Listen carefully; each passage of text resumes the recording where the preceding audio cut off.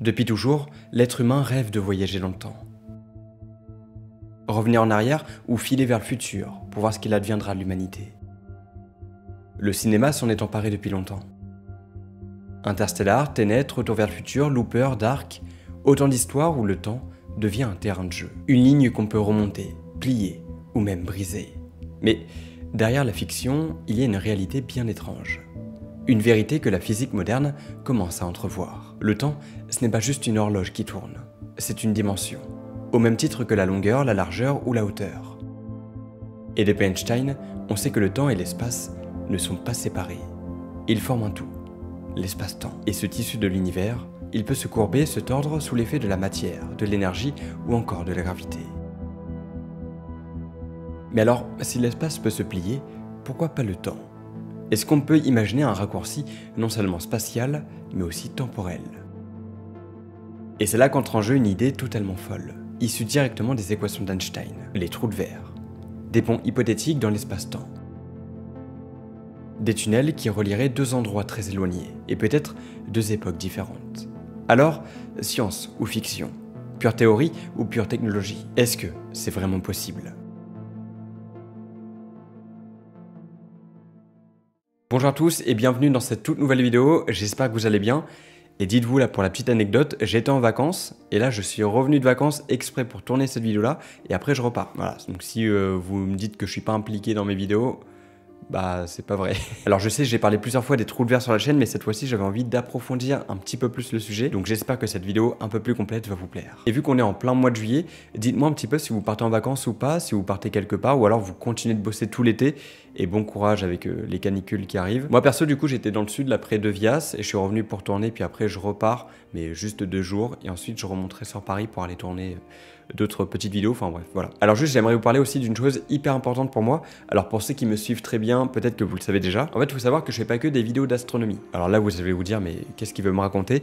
En fait, j'ai cette chaîne-là parce que j'adore l'astronomie, je suis passionné par ça depuis très longtemps, et donc je fais plein de vidéos en rapport avec ça. Mais du coup vous la suivez donc vous connaissez. Et à côté de ça, j'adore en fait faire des vidéos, j'adore partager mes aventures, faire rire les gens. Et c'est pour ça que j'ai une chaîne divertissement à côté, en duo avec un pote. Donc on est en duo et on fait plein de choses, plein d'aventures. Alors je sais qu'il n'y a pas tout le monde qui aimera, évidemment ça peut pas plaire à tout le monde. Mais s'il y en a qui veulent rire, qui veulent se détendre devant des vidéos, qui veulent vivre des aventures incroyables au travers de votre écran, eh bien vous pouvez aller suivre la chaîne Zebro et Léo, ça s'appelle. Alors elle est toute jeune évidemment, donc il n'y a pas grand chose dessus. Mais en septembre, on va reprendre les vidéos et de manière beaucoup plus rythmée, ça va être vraiment cool. On a prévu plein de gros tournages, il y a plein de petites et de grosses vidéos qui vont arriver et je pense que ça peut plaire à beaucoup de gens. Du coup, si vous voulez la suivre, bah allez-y. Et au passage, rien à voir, mais sachez que vous avez toujours les vidéos un jour en avant-première sur Spotify, sur mon podcast Mystère Étoile. On est toujours dans le top des podcasts France, donc pour ça, merci beaucoup, c'est toujours incroyable. Enfin bref, voilà, dites-moi où vous partez en vacances, si vous partez en vacances, et j'ai hâte de lire vos petits commentaires, et sur ce, on est parti. On va plonger dans l'univers fascinant des trous de verre temporels. On va démêler le réel de l'imaginaire, explorer ce que la physique permet, ce qu'elle interdit, et découvrir pourquoi le voyage en temps est loin d'être un simple rêve de science-fiction. Et peut-être une vraie question scientifique. Mais avant de parler de trous de verre, il faut revenir à une idée qui a tout changé en physique, celle de l'espace-temps. Parce que c'est à partir de là que tout devient possible, ou presque. Pendant des siècles, on a cru que l'espace et le temps étaient deux choses séparées. L'espace, c'était un grand vide immobile, le décor fixe de l'univers.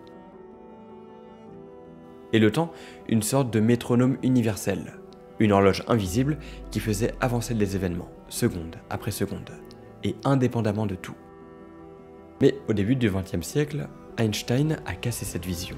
En fait, il a montré que l'espace et le temps sont en réalité liés, qu'ils forment un tout, l'espace-temps. Mais qu'est-ce que c'est du coup ? Eh bien, on peut modéliser ce concept sous la forme d'un tissu à 4 dimensions. 3 pour l'espace et 1 pour le temps, dans lequel tout évolue. Mais le plus fou avec ce tissu, eh bien, c'est qu'il n'est pas rigide. Non, en réalité, il est malléable, déformable, influencé par la masse et l'énergie. Plus un objet est massif, plus il courbe l'espace-temps autour de lui. Par exemple, l'espace-temps au niveau d'un trou noir, donc l'objet le plus massif connu, n'est qu'un puits sans fin, qui se déplace à travers cette toile cosmique. Et ça, c'est la gravité. Du moins, comment elle est décrite dans la relativité générale. Ce n'est pas une force mystérieuse qui attire les objets à distance, c'est la courbure de ce tissu qui dicte la trajectoire des choses. Autre exemple, les planètes tournent autour du Soleil, non pas parce qu'elles sont attirées, mais parce qu'elles suivent des lignes de courbe de l'espace-temps déformées par la masse du Soleil. Et c'est avec ce type d'observation qu'on a su que ce tissu pouvait se courber. Mais c'est pas tout. En fait, en théorie, l'espace-temps ne peut pas que se courber. Non, il peut aussi se plier, se refermer et se connecter à lui-même. Et c'est précisément ici qu'apparaît l'idée de trou de verre. Mais alors, qu'est-ce que c'est concrètement? Eh bien en fait, un trou de verre, c'est un pont, hypothétique, entre deux régions distinctes de l'espace-temps. C'est comme un tunnel, un raccourci cosmique qui permettrait de passer d'un endroit à un autre sans parcourir toute la distance qui les sépare. Alors, on va s'imaginer ça autrement. On va prendre une feuille de papier sur laquelle on va y tracer deux points très éloignés. Puis, on va plier la feuille de sorte à superposer les points. Et maintenant, on va percer un trou au niveau de ces deux points. Et qu'est-ce qu'on peut observer? Eh bien, le chemin direct tracé par l'aiguille qui relie les deux points devient beaucoup plus court. Cette métaphore est simple, mais elle illustre bien le concept. Donc en fait, un trou de verre serait une sorte de tunnel invisible dans la structure de l'univers. Il pourrait relier deux endroits très éloignés dans l'espace, ou dans le temps, mais on y reviendra.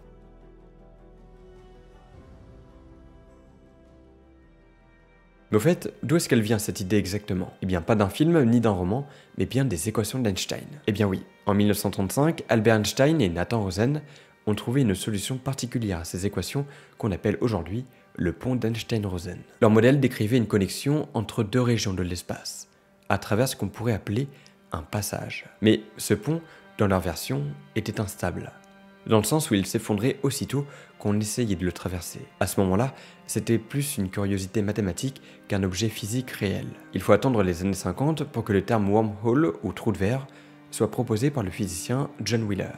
Il le compare au petit tunnel qu'un verre peut creuser dans une pomme. De l'extérieur, la pomme paraît lisse et continue. Mais à l'intérieur, elle est traversée par des chemins invisibles. Le parallèle est assez évident. L'espace-temps pourrait lui aussi être parcouru par des tunnels dissimulés que la matière ordinaire ne détecte pas. Et puis, il y a un autre acteur clé dans cette histoire, le trou noir. Parce que, aussi étonnant que ça puisse paraître, il lui ressemble, mais il n'est pas pareil. Je m'explique. Un trou noir est un objet massif et réel dont l'attraction gravitationnelle est telle qu'aucune lumière ne peut s'en échapper. On en a détecté, on en a photographié l'ombre, et c'est du concret. Le trou de verre, lui, est encore entièrement théorique. C'est une solution possible aux équations de la relativité générale, mais qu'on n'a pas observée. Et surtout, il est fondamentalement différent d'un trou noir. Mais en quoi? Qu'est-ce qui les différencie vraiment? Bon, déjà, un trou noir, c'est une impasse. On y entre et on n'y revient pas. Alors qu'un trou de verre, lui, en théorie, serait traversable. On entre par une bouche et on ressort par une autre, ailleurs. Peut-être même à un autre moment. Certains modèles relient d'ailleurs les deux concepts. Un trou de verre pourrait ressembler extérieurement à un trou noir. Mais si on évite l'effondrement du tunnel, si on le stabilise avec ce qu'on appelle de la matière exotique, alors on pourrait le traverser. Mais tout ça, ce sont des hypothèses, des modèles, des possibilités dans l'univers mathématique d'Einstein, pas encore dans l'univers observable. Et pourtant, si ces tunnels existaient réellement, s'ils étaient traversables, alors ils pourraient non seulement raccourcir les distances dans l'espace, mais aussi ouvrir des chemins dans le temps. Et c'est là que tout bascule. Parce que si un trou de verre impacte l'espace-temps, alors il impacte l'espace certes, mais avec lui, il entraînera inévitablement le temps.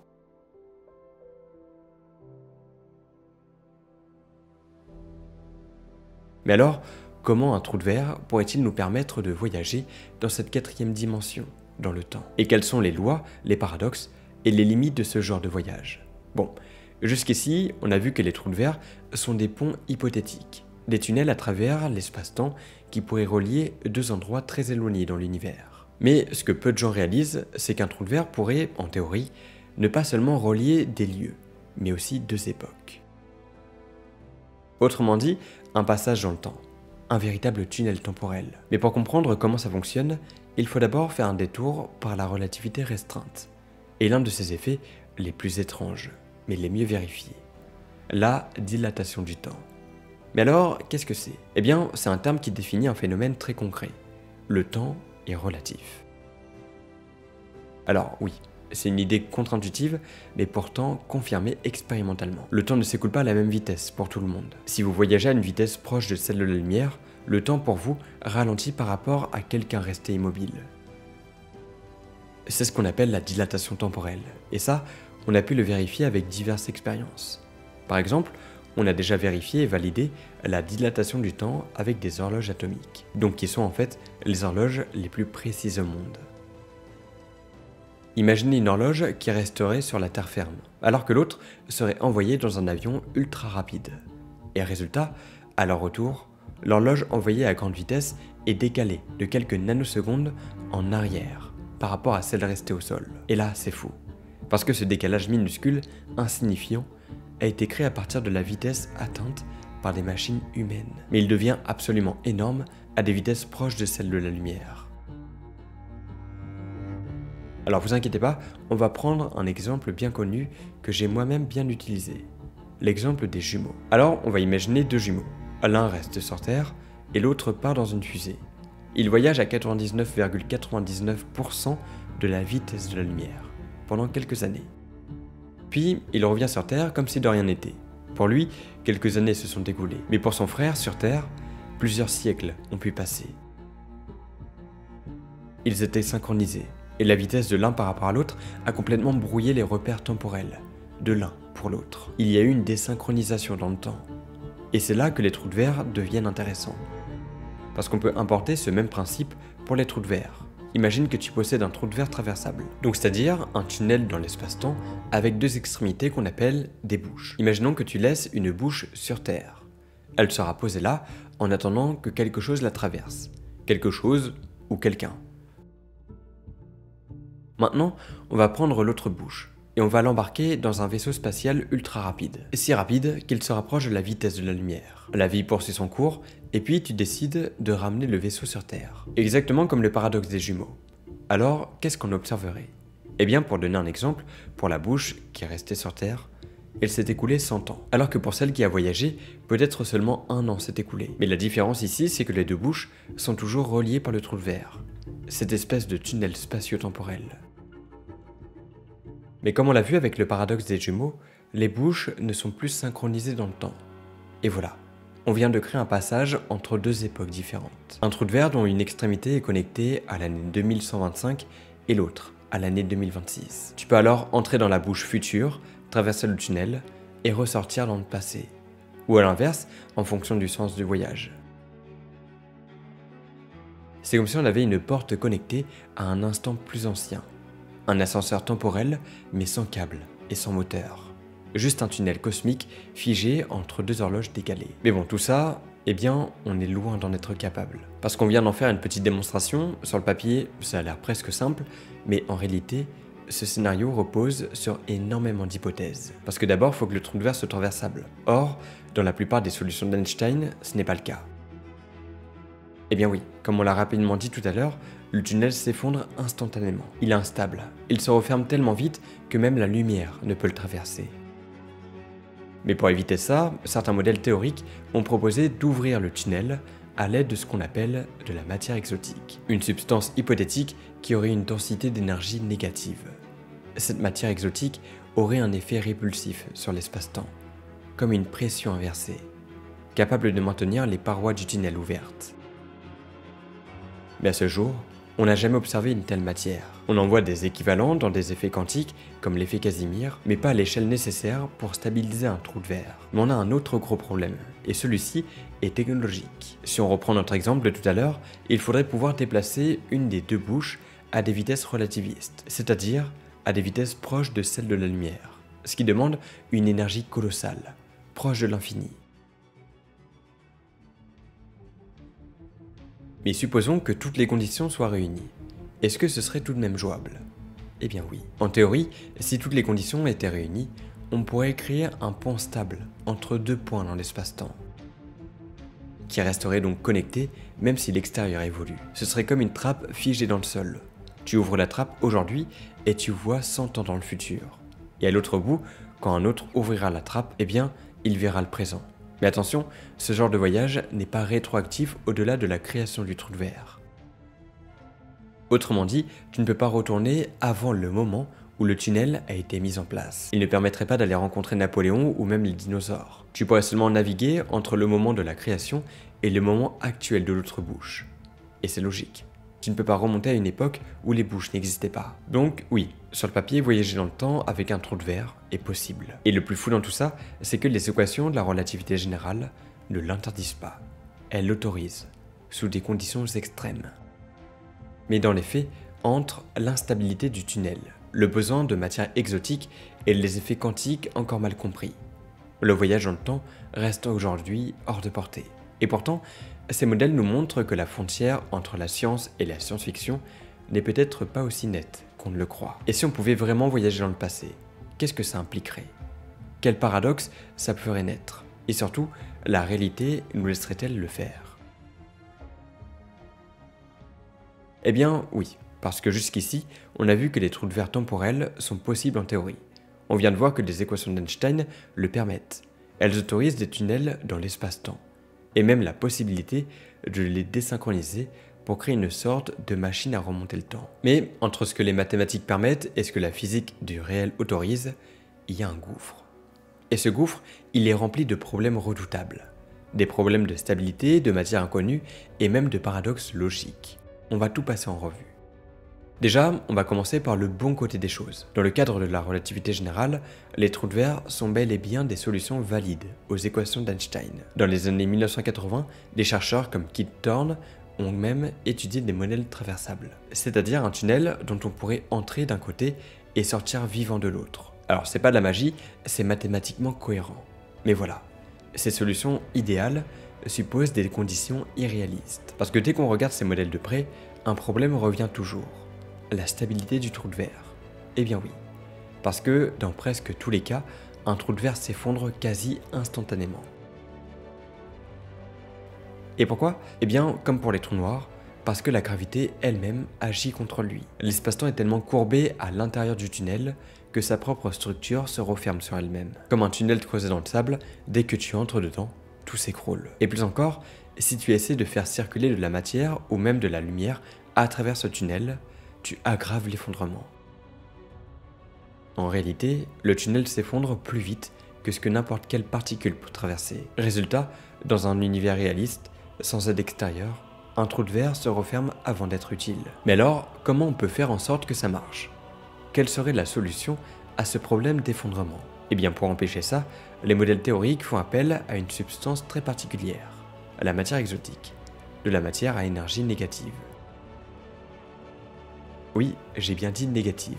C'est totalement contre-intuitif. On n'a pas l'habitude de penser à une masse négative ou une pression négative. Mais en physique, ce genre de concept existe. Et comme je l'ai mentionné tout à l'heure, il y a par exemple un phénomène quantique bien réel, l'effet Casimir. Bon, il est un peu complexe, mais on va le simplifier.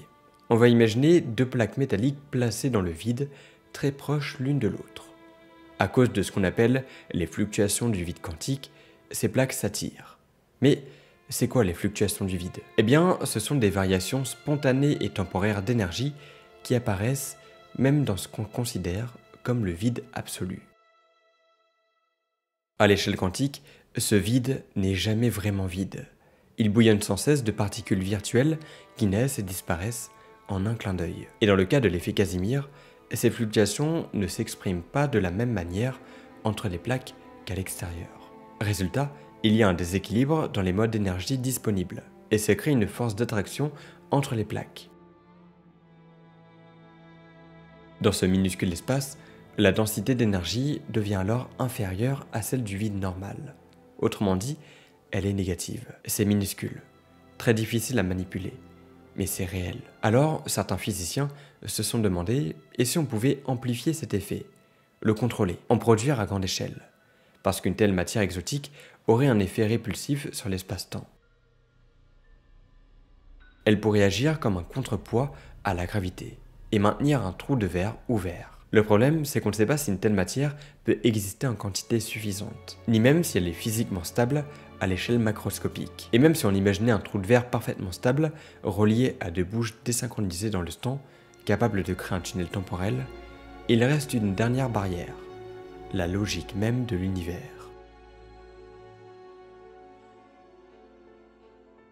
Stephen Hawking, dans les années 1990, a proposé une idée très simple, mais très puissante, la chronology protection conjecture. Selon lui, l'univers empêcherait naturellement la création de boucles temporelles. Autrement dit, si un phénomène risque de créer un paradoxe temporel, comme aller tuer son propre grand-père avant sa naissance, alors la nature, d'une manière ou d'une autre, fera en sorte que cela ne se produise jamais. Mais alors comment? Eh bien par exemple en déclenchant une instabilité quantique dès qu'un tunnel temporel commence à apparaître. Des effets de rétroaction violents qui feraient exploser le trou de verre ou empêcheraient toute tentative de boucle causale. C'est une hypothèse, mais elle est prise au sérieux par de nombreux physiciens, parce qu'elle préserve une chose essentielle, la cohérence logique du monde.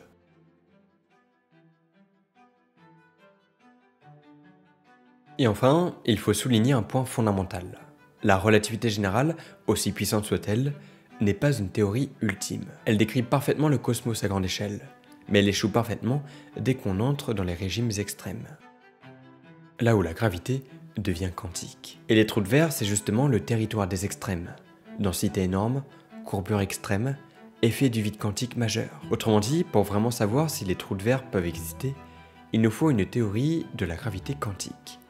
Une physique capable de réconcilier la relativité et la mécanique quantique. Aujourd'hui, on a des candidats. La théorie des cordes, la gravité quantique à boucle et certaines idées issues de l'information quantique. Mais aucune n'est encore expérimentalement vérifiée. Alors, où en est-on vraiment?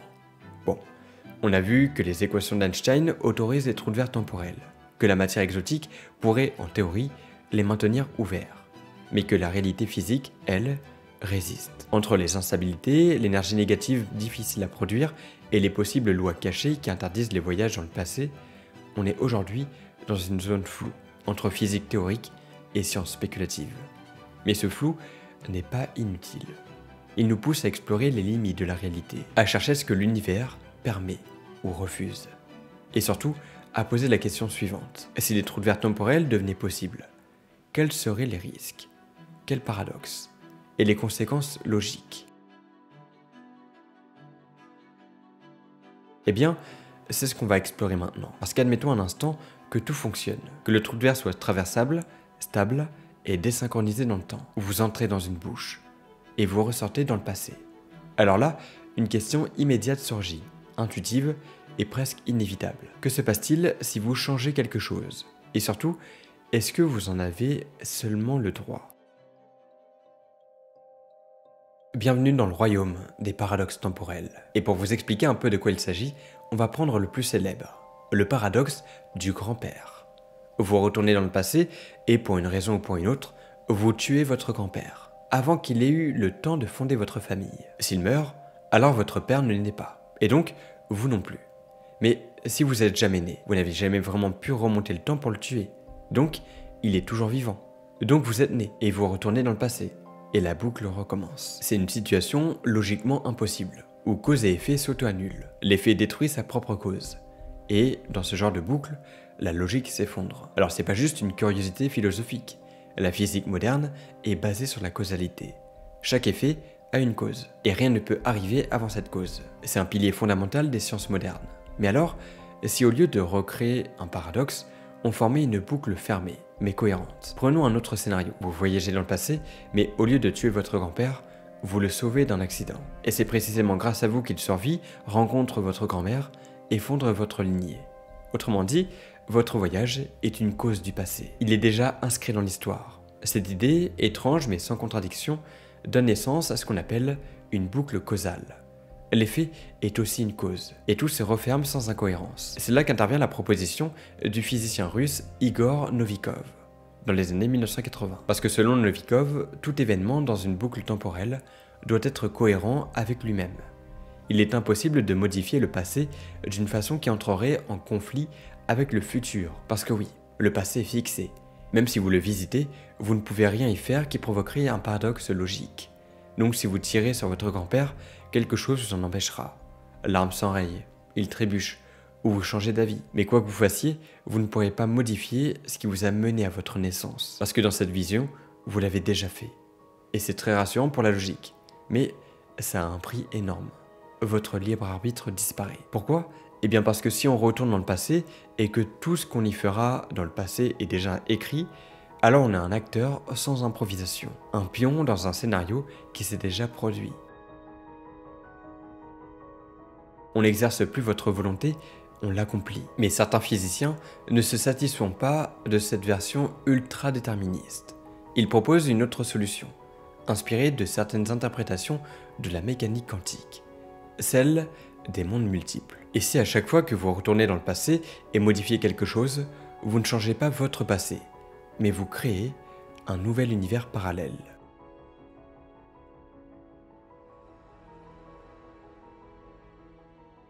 Autrement dit, vous venez d'un univers A, où vous allez dans le passé et changez un événement. Et ça génère un univers B légèrement différent. Vous avez tué votre grand-père dans cet univers B, mais dans votre lignée temporelle d'origine, rien n'a changé. Vous n'avez fait que bifurquer la réalité. Une branche de l'arbre des possibles. C'est une idée fascinante qui permet d'éviter les paradoxes. Mais elle a un énorme défaut. Elle repose sur des hypothèses non testées. Aucune preuve expérimentale ne confirme l'existence d'univers parallèles ou même d'univers miroirs. Et surtout, ça soulève une autre question.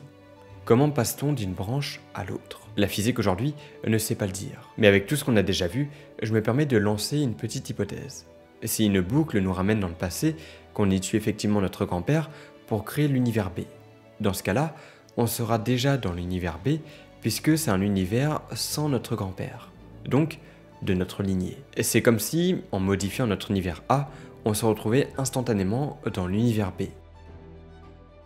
Donc, dès qu'on retourne dans le passé, qu'on y change un événement bien prédéfini, on changerait d'univers. Autre exemple, on est au XXe siècle et vous décidez de revenir en arrière pour aller voir l'ère industrielle parisienne. Et là, pas de chance, votre voiture renverse et tue Gustave Eiffel. Eh bien, félicitations, vous venez de créer un univers dans lequel vous vous trouverez déjà. Un univers sans tour Eiffel, ni statue de la liberté.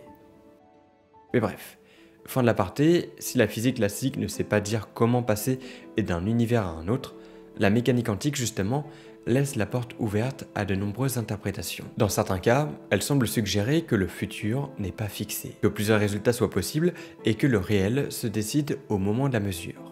Mais attention, la mécanique quantique ne dit rien sur ce qui se passe quand on retourne dans le passé. Elle ne garantit ni la cohérence, ni la liberté totale. Et pour cause, il n'existe aucune théorie complète qui marie le temps, quantique et gravité. C'est un territoire encore flou. Un domaine où les certitudes s'arrêtent et où la spéculation commence. Et du coup, le libre arbitre dans tout ça. C'est vrai ça. Toutes ces questions touchent à quelque chose de beaucoup plus profond. Sommes-nous libres de changer le cours du temps? Ou alors vivons-nous dans un monde déjà écrit, qu'aucun trou de verre ne pourra jamais altérer? Et si le passé est modifiable, alors nous avons un pouvoir incroyable. Mais s'il ne l'est pas, alors même nos voyages dans le temps ne sont que des illusions de choix. Et si les trous de verre existent, alors peut-être que l'univers a déjà prévu de nous empêcher d'en abuser. Et ce, par des lois qu'on ne comprend pas encore, par des paradoxes qu'on ne pourra jamais franchir. Bon, je dis beaucoup de choses ici, donc on va faire un petit point. Les paradoxes temporels sont une barrière majeure à la possibilité réelle des voyages dans le passé. Ils menacent la cohérence même de la réalité. Et pourtant, certains modèles comme celui de Novikov proposent qu'il pourrait y avoir des boucles temporelles cohérentes, sans contradiction. D'autres théories vont encore plus loin, suggérant qu'il n'existe pas un seul univers, mais une infinité de versions alternatives, où chaque scénario pourrait se réaliser. Mais en l'état, tout ça reste hautement spéculatif. La physique actuelle ne s'est pas encore tranchée. Et peut-être que le gros mystère, ce n'est pas le temps, mais ce qu'on est vraiment capable d'y faire. Bon, maintenant qu'on a traversé ce voyage un peu flou à travers l'espace, le temps et les paradoxes, on va faire un pas en arrière. On va prendre une grande respiration et se poser les vraies questions. Est-ce que les trous de verre temporels sont possibles? Et surtout, qu'est-ce que ça nous apprend sur la réalité? Bon, nous on a commencé en évoquant la fascination humaine pour le temps. Ce désir presque universel de le remonter, de le ralentir et de le tordre. La science-fiction nous parle sans arrêt dans Interstellar, Tenet, Dark, etc. Mais derrière ces fictions, il y a une vraie question physique. Et cette question prend tout son sens quand on comprend que le temps est une dimension au même titre que l'espace. Il peut être courbé, ralenti, contracté. En tout cas, c'est ce que nous dit la relativité. Ensuite, on a découvert les trous de verre, ces hypothétiques tunnels dans l'espace-temps, décrits par Einstein et Rosen et plus tard baptisés wormhole ou trous de verre. Des raccourcis, des ponts, qui pourraient relier deux points de l'univers ou deux époques. Mais là, tout bascule. Parce que si on peut désynchroniser les deux extrémités, alors on ouvre la porte à un voyage dans le temps. Et là, les choses deviennent très sérieuses. Tout simplement parce que, aussi fou que ça puisse paraître, la relativité, avec sa fameuse dilatation du temps, permet ce genre de décalage. Une bouche reste sur Terre, l'autre voyage à grande vitesse, et hop, elles ne sont plus alignées dans le même présent. Tout ça bien sûr en admettant que le trou de verre reste stable. Parce que si on prouve qu'un trou de verre peut être stable, alors on aurait littéralement une porte vers le passé. Une machine à remonter le temps, made in Einstein. Mais évidemment, et c'est là que la réalité nous rattrape. Pourquoi ? Eh bien, parce que comme on l'a vu, sur le plan mathématique, tout fonctionne. Les équations le permettent, mais sur le plan physique, ça coince. Les trous de verre s'effondrent instantanément dans presque tous les cas. Ils tiennent pas. Et pour les maintenir ouverts, il faudrait une matière exotique, avec une énergie négative comme celle vue dans l'effet Casimir. Mais cette matière, on ne l'a jamais observée à grande échelle. Et en plus de ça, des physiciens comme Stephen Hawking pensent que l'univers se protégerait de toute tentative de créer des boucles temporelles, avec sa conjecture de projection chronologique. Autrement dit, la nature elle-même interdirait les paradoxes. Et même si on forçait un passage, les paradoxes temporels seraient toujours là pour nous rappeler que jouer avec le passé, c'est aussi jouer avec la cohérence logique. Tuer son grand-père, créer une boucle qui s'annule, ou au contraire, tout ce qu'on fait dans le passé a déjà eu lieu. Certains modèles, comme celui de Novikov, tentent d'imposer une logique stricte. Pas de contradiction possible, tout est cohérent. Vous pouvez voyager, mais jamais changer l'histoire. D'autres vont encore plus loin. Peut-être qu'à chaque modification, on crée une branche parallèle, un univers alternatif, qui suit une autre ligne temporelle, un multivers.